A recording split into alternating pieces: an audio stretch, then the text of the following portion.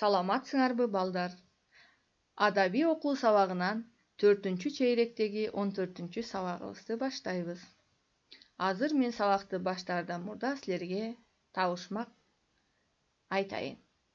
Силер жандырмагын тапкыла. Короодо жүрөт жаш бала. Укмушта мындай жок бала. Эгиндин ээсин кыйкырткан, тартиби жок шок бала. Кана табышмактын жандырмагын табабыз.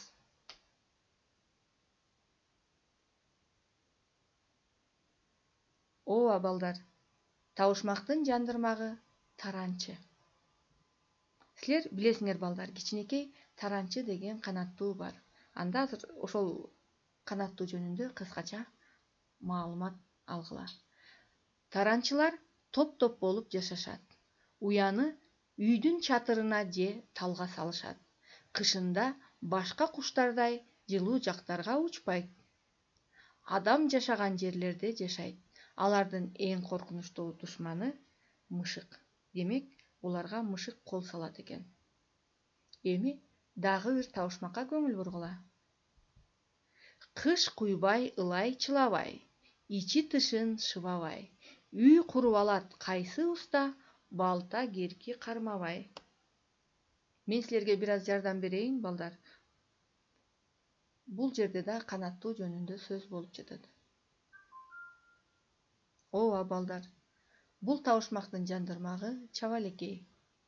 Эми чабалекей жөнүндө дагы бир аз маалымат алалы. Чабалекей адамдарга жакын куш. Уяны адамдар жашаган үйдүн дайыма ачык турган жерине. Сарайлардын ичине ылайдан тоголоктоп салышат. 2-3 балапан чыгарып, аларга тамакташып келип, учканды үйрөтүп, жайды жайлай чоңойтушуп, өздөрү менен кошо жылуу жактарга учуруп алып кетишет. Электр тогунун зымдарына чогулуп отуруп алып, сайраганга, асманга кайкып учуп эс алганга да жетишет. Эми балдар, чыгарманын аты менен таанышалы. Балдар, биздин бүгүнкү чыгармабыз ушул 2 канаттуу жөнүндө болмокчу. Демек, бүгүн көтө турган темабыз таранчы менен чабалекей деген аңгеме. Бүгүн сабакта чыгарманын аты, автору, жанры, мазмуну менен таанышабыз. Каармандарды талдайбыз.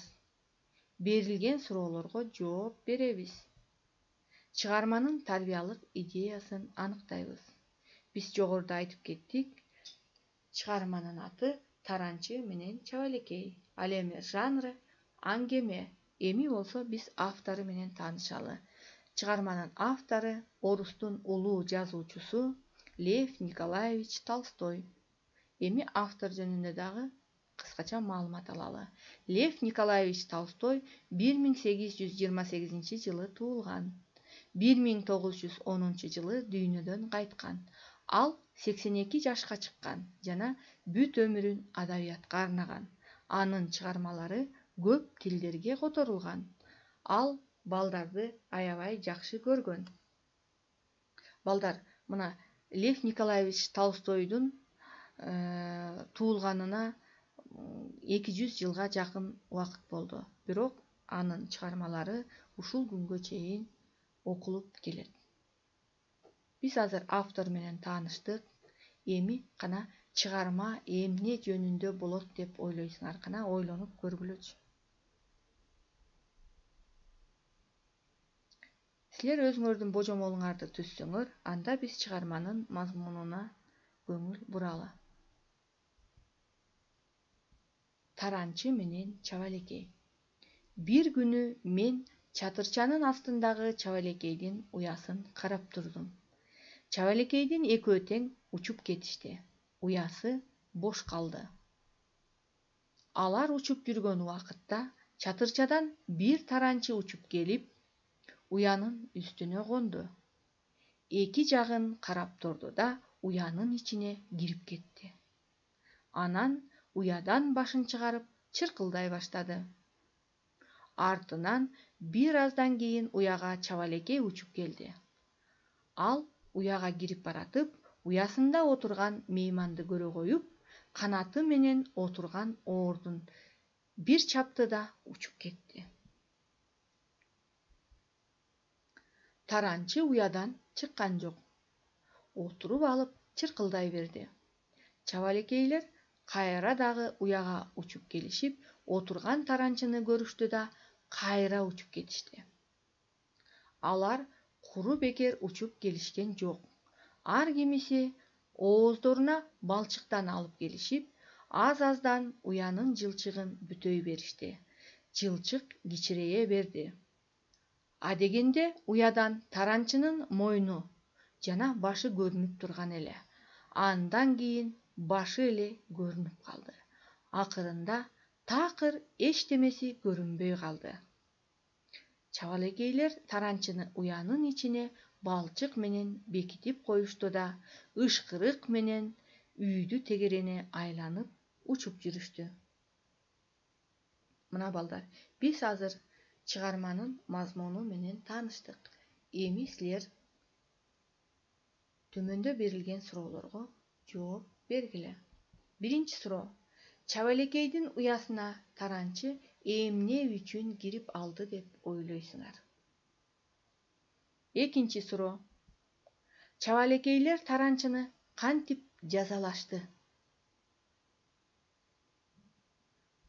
Үчүнчү суроо. Чабалекейлердин бул жазасы туура болдубу?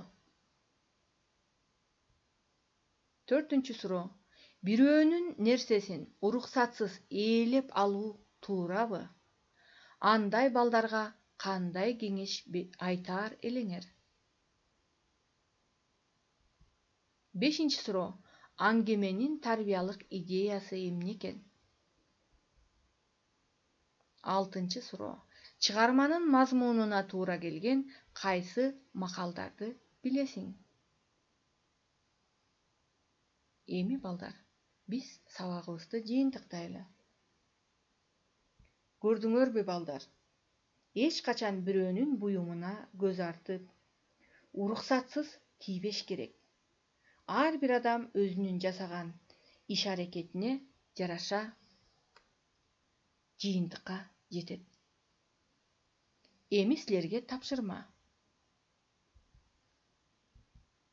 Суроолорго жооп берип, окуянын картасын түзгүлө жана мугалимиңерге WhatsApp аркылуу жөнөткүлө. Биз ушуну менен сабагыбызды аяктайбыз. Эмки сабакта жолугушканча сак саламатта болгула.